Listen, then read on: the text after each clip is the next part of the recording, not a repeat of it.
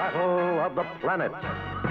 If Battle of the Planets has always felt bizarrely choppy to you, it's because 2/3 of the original show was removed and replaced with a talking robot. Proceed to point 13X, grid 40. I will now transmute you to full jet. The Battle of the Planets we watched on Saturday mornings is not the series that was created. Sandy Frank Entertainment purchased the rights to the Japanese anime science ninja team Gatchaman in 1977 and proceeded to systematically dismantle it. Somewhere between 15 and 20 minutes of footage were removed from every single episode to meet NBC's standards and practices requirements for children's programming. On paper, they were cutting violence and death.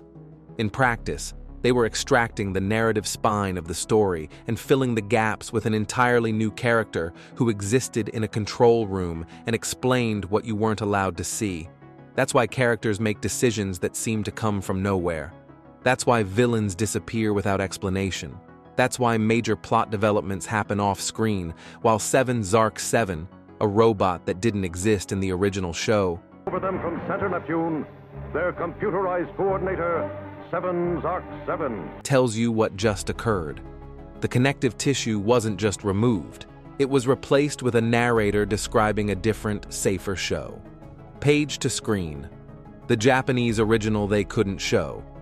To understand the massacre that created Battle of the Planets, we have to look at what Science Ninja Team Gatchaman actually was.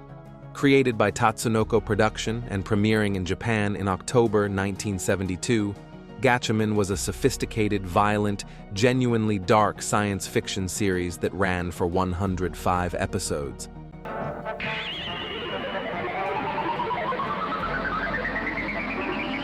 It was not a children's show. It aired at 6 p.m. in Japan, a prime-time slot targeting teenagers and young adults. The series dealt with terrorism, genocide, political assassination, and the psychological cost of warfare. Main characters died, villains succeeded in mass murder. The body count across 105 episodes was in the thousands. The premise was deceptively simple. 5 young people, trained as ninjas and given bird-themed combat suits, defend Earth against an alien terrorist organization called Galactor. Very resourceful, and this time it will work to their disadvantage. Do exactly as we planned. Good luck, Rock. But the execution was anything but simple. The show explored the moral complexity of killing, the trauma of watching civilians die, and the futility of violence as a solution to ideological conflict. The hero, Ken the Eagle, wasn't a perfect warrior. We could be firing on our allies. I'll check with Chief Anderson. He made mistakes that got people killed. He questioned whether his mission was worth the cost. The show's final arc involved the team grappling with survivors' guilt and PTSD. This was the show that Sandy Frank, an American television producer and distributor, purchased the rights to in 1977.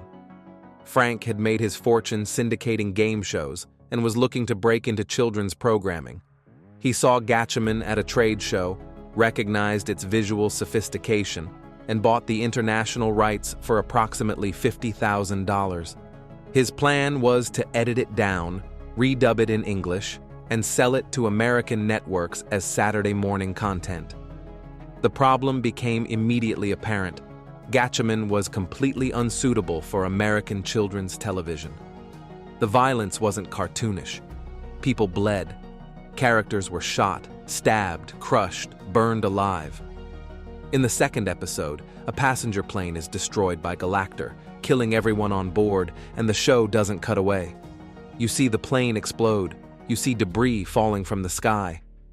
NBC's Standards and Practices, the department that approved content for broadcast, took one look at the raw footage and rejected it outright. The censor who rewrote reality. Jameson Brewer was the NBC Standards and Practices executive assigned to Battle of the Planets, and his mandate was absolute. No deaths could be shown or implied. This wasn't just about violence. American networks in 1978, responding to parental advocacy groups and the FCC, had implemented the strictest content guidelines in television history. Children's programming could not depict death as a consequence of violence, could not show weapons causing realistic injury, and could not suggest that characters experienced lasting physical or psychological harm. Gatchaman violated all of these restrictions in nearly every scene. The show's entire premise was based on the science ninja team killing Galactor soldiers to prevent terrorist attacks. Frank and Brewer faced an impossible task. How do you adapt a show about killing terrorists for a network that forbids even acknowledging death exists? Their solution was to lie. Every instance of death in Gatchaman was rewritten as escape or robotics. When the science ninja team destroys a Galactor base, killing everyone inside, the Battle of the Planets dialogue explains that the base was evacuated and everyone escaped safely. When a villain is clearly killed on screen, American dialogue explains they were actually a robot, or that they teleported away at the last second. Civilians caught in attacks aren't dead, they're evacuated to another dimension. This wasn't creative adaptation. It was systematic reality denial. But the dialogue changes couldn't cover all the footage. Some scenes were so explicitly violent that no amount of creative dubbing could make them acceptable. These scenes were simply cut, leaving gaps of 30 seconds to 2 minutes in the middle of episodes. This is where 7 Zark 7 was invented. The robot was created entirely by Sandy Frank Productions, animated in California at a fraction of the cost of the original Japanese footage, and inserted into every episode to fill the holes. Zark would appear and literally narrate what you weren't being allowed to see, explaining that G-Force narrowly escaped, or that the enemy had retreated when the actual footage showed graphic violence or death. The animation crisis of 1978, the economic logic behind Battle of the Planets, reveals everything about American animation in the late 1970s. By 1978, American studios had largely abandoned producing original animated content for television. The cost of union labor, combined with increasingly restrictive network budgets, made domestic production financially impossible. A single episode of an American-produced cartoon cost approximately $175,000. Sandy Frank purchased the entire 105-episode run of Gatchaman for roughly the cost of producing one original American episode. This created a gold rush. Distributors scoured Japan for anime that could be cheaply acquired, redubbed, and sold to American networks desperate for content. Battle of the Planets was part of the first wave, alongside shows like Star Blazers and Robotech. The model was simple: buy Japanese footage for pennies on the dollar, hire American voice actors for a few $1,000s per episode, make whatever edits necessary to satisfy network censors, and profit. But the editing required for Battle of the Planets was so extensive that it created new costs. The 7 Zark 7 segments, animated in America by Fred Calvert's studio, cost approximately $8,000 per episode to produce. This was cheap by American animation standards, but still significant when multiplied across 85 episodes. The segments were intentionally simple. Zark in his control room, occasionally his robot dog, 1 Rover 1, static backgrounds, minimal movement. Even so, the production struggled to keep up with the broadcast schedule.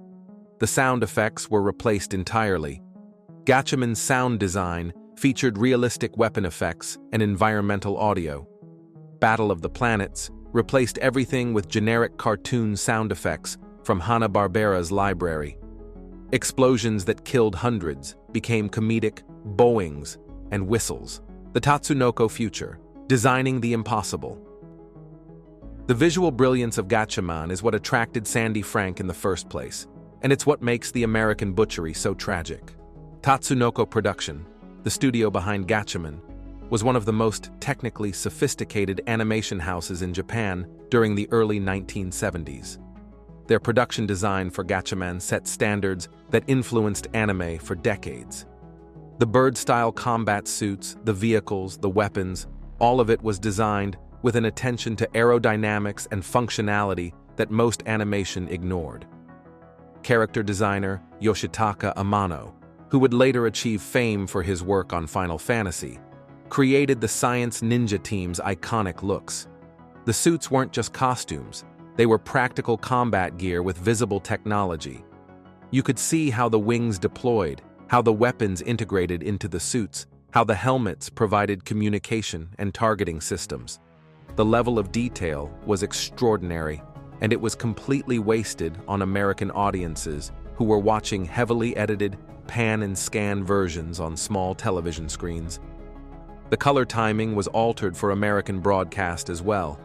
Gatchaman featured a darker, more muted color palette that emphasized shadows and atmosphere.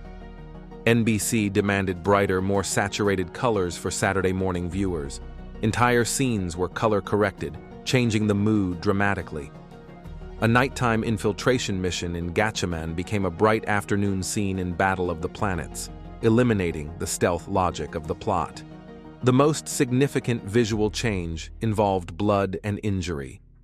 Any scene where a character bled was either cut entirely or digitally altered, a painstaking and expensive process in 1978 that involved physical manipulation of film cells.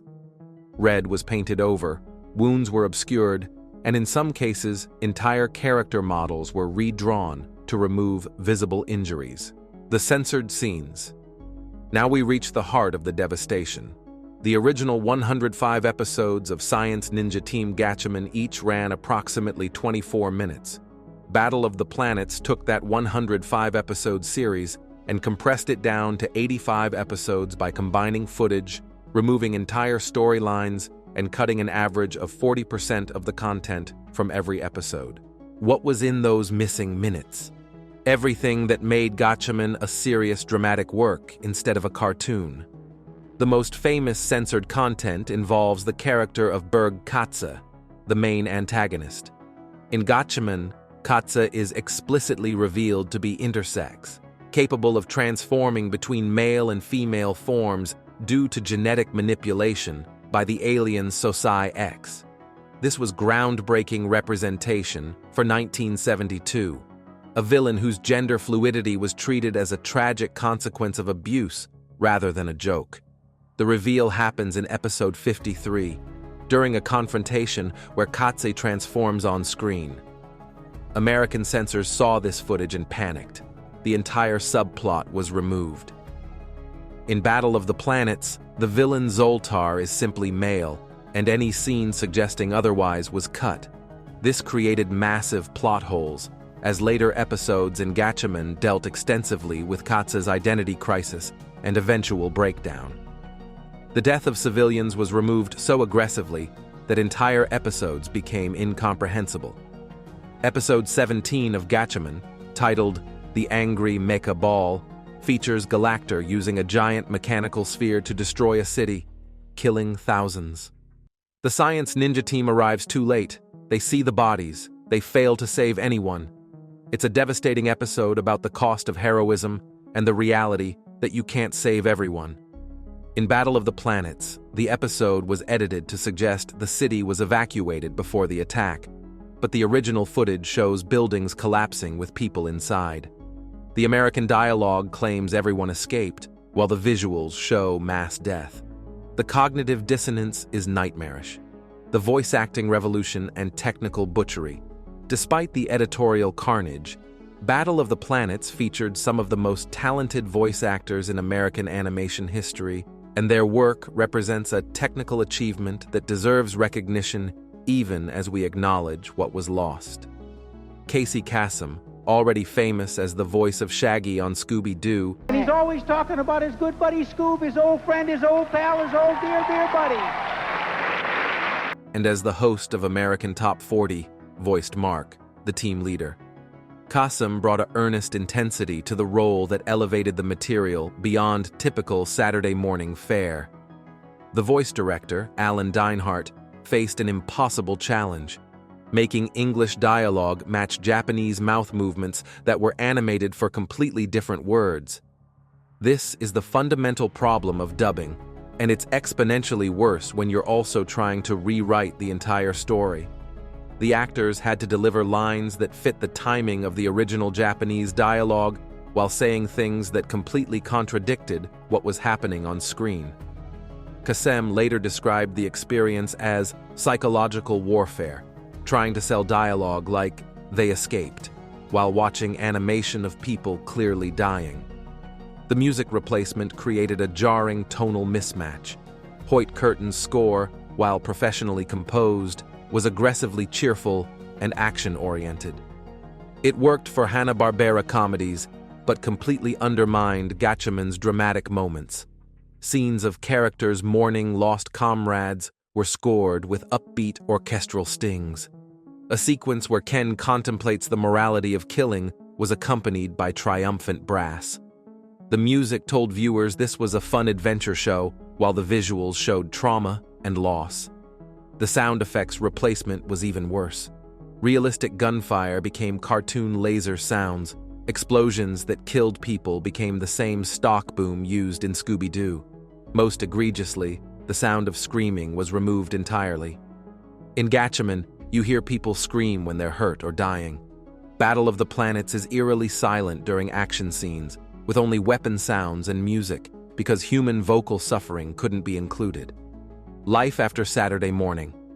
Battle of the Planets premiered on September 18, 1978, on NBC, and was an immediate hit. It became one of the highest-rated shows on Saturday mornings, running until 1985 in first-run syndication. An entire generation of American children grew up thinking this was what anime looked like: choppy editing, nonsensical plots, and a talking robot explaining everything. The show's success led to a wave of similar imports, but none were edited as aggressively as Battle of the Planets.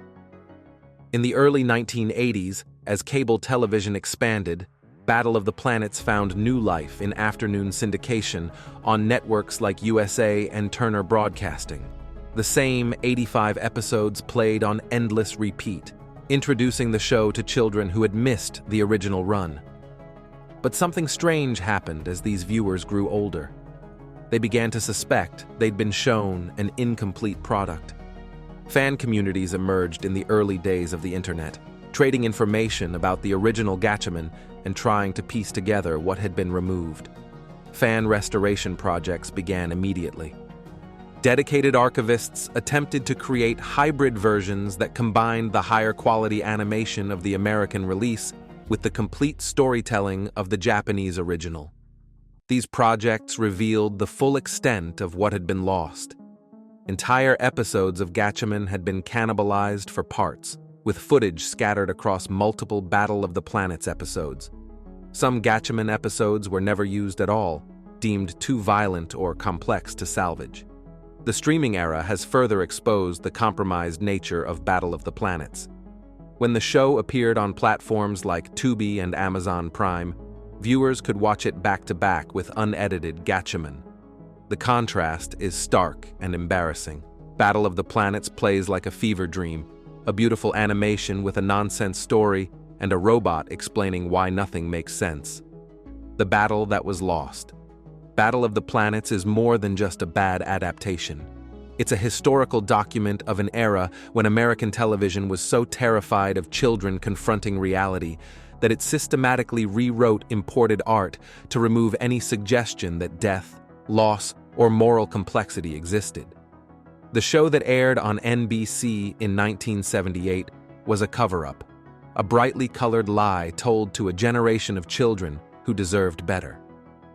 The missing footage represents the complete erasure of Gatchaman's themes. The original show was about the psychological cost of warfare, the trauma of being child soldiers, the moral ambiguity of killing even when fighting for a just cause. Battle of the Planets removed all of that and replaced it with 7 Zark 7 cheerfully announcing that everyone was fine. The result is a show that accidentally teaches children that violence has no consequences, that death isn't real, that you can fight battles without anyone getting hurt. It's the opposite of Gatchaman's message, a corruption so complete it's almost impressive. The complete Gatchaman exists now, available to anyone who wants to see it. But Battle of the Planets remains more culturally visible, more deeply embedded in American nostalgia. Most people who remember the show fondly have never seen what it was supposed to be. They loved the shadow without knowing the substance was still out there, waiting to be discovered. If you discovered something new today, if you realized that a show you loved was actually a censored compromise, illuminate our day by clicking like and subscribe to our channel so you never miss a story from the annals of animation history. Which other anime adaptation deserves a deep dive into what was lost in translation? Let us know in the comments. Until next time, keep the flicker alive and maybe give Gatchaman a chance. You might discover the show you were always supposed to see